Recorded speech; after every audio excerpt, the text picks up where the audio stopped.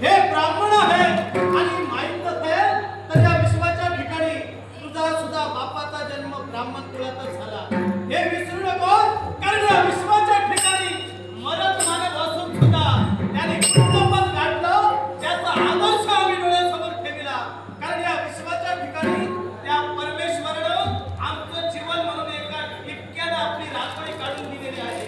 आणि ती रांगोळी आम्हाला कशी जोडायची आहे त्या रांगोळीत कोणते रंग भरायचा आहे हे आमच्या मानवांचा मूलभूत अधिकार आहे त्यावेळी देवता येऊन आम्हाला ते सूचित करतील आणि ते आम्ही भक्त म्हणून तुमचं ऐकून घेऊ अशातला प्रकार नव्हे तू माघारी जाऊ शकतो आता आपण बोलला तेही मला पटलं कारण तुम्ही जी रांगोळी घालता त्या रांगोळीमध्ये रात्रंदिवस तुम्ही रंग भरीत राहा अगदी मी जास्त दिवस रंग भरणारा नव्हे मी नेमके रंग भरतो पण वेळ आणि काळ बघून रंग भरण्याची सवय मला आहे तुम्ही रंग भरता भरता किती दिवस तुम्हाला लागतील मी सांगू शकत नाही पण मी जो आलो आहे तो अनेक दिवसासाठी नाही क्षणात रंग भरण्यासाठी माझा मग क्षणात रंग तू भरणार आहे तर या विश्वाचा चित्रपट मुळात आधी तू पाहून घे कारण आताच कुठंतरी तुझा जन्म झाला या विश्वाच्या ठिकाणी तुझ्या अगोदर पासून राज दरबार मी सुरळीत चालवितो आहे आणि म्हणून ही प्रजा माझ्या नावाचा जय जयकार करत आहे ही माझी ख्याती कीर्ती आहे पण आपली प्रजा आपल्या नावाचा उगवलं करत आहे ही तुमची ख्याती कीर्ती आहे आता तुम्ही म्हटला तू आता तुझ्या जन्माला आलास विश्वाचा चित्रपट जरा पाहून घे राजे तुमची जर इच्छा अशी असेल मी विश्वाचा चित्रपट पाहणार आणि माझी ती इच्छा आहे पण मी जरी अमरेशाचा पुत्र असलो आणि तुम्ही जर राजे खरोखरच धार्मिक जर आहात मी किती अन्याय केला तरी मला चित्रपट पाहायचा आहे तुम्ही मला ठार मारता कामा नये पाप घेणार तुम्ही मला मारता कामा नाही हे जे काही मी बोलला मी विश्वाचा चित्रपट पाहावा अशी तुमची इच्छा आहे ना होय होय माझा बाप ब्राह्मण हे ब्राह्मण या ब्राह्मणाचं रक्षण तुम्ही करता माझा बाप या ब्राह्मणांचं काय वरत्व आहे मी सांगू शकत नाही बापाच्या आज्ञेनं मी तुमच्यापर्यंत आलो तुम्ही मला संधी देत असाल तर शब्दाला तरी संधी द्या आणि शब्दाला जर जमत नसेल तर युद्धाला तरी संधी द्या कारण मी असं का बोललो मी याच्या अगोदर अनुभव घेतला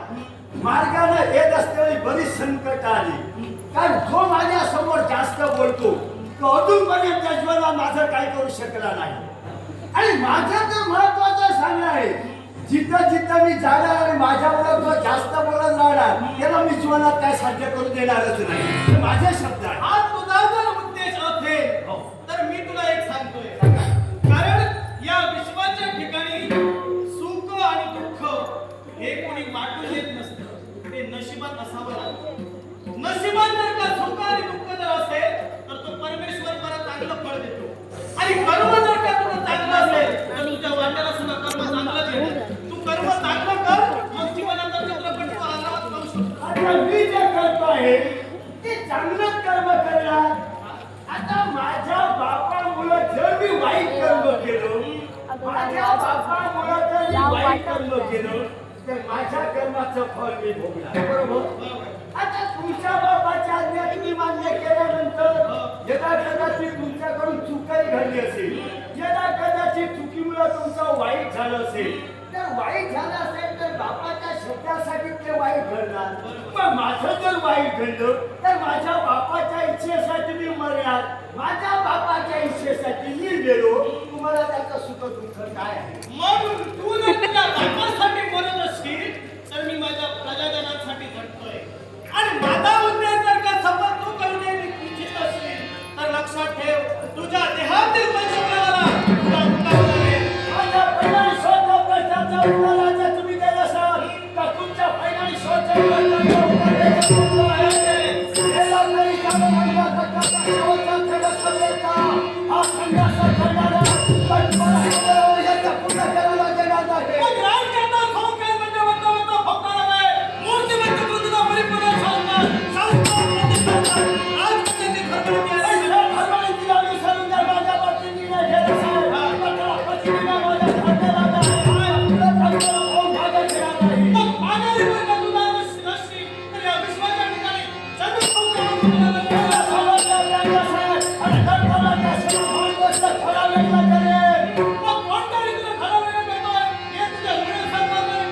तात्काळ खेळकर अरे काय खेळला गदाला आपला मुखाचा भरवा पाहिजे आणि मुलापासून खेळून गेले सर आधी नव्हती करून खायचा पूर्वी तुझे कोणी हात द्यावा म्हणून माझ्या हाताला हात बसवण्याचा लेकरा करून हातावर ठेवे पण माझ्या लेकरं खाण्यापूर्वी कोणता मित्र माझ्या लेकरं खाण्यापूर्वी मला तुला माहिती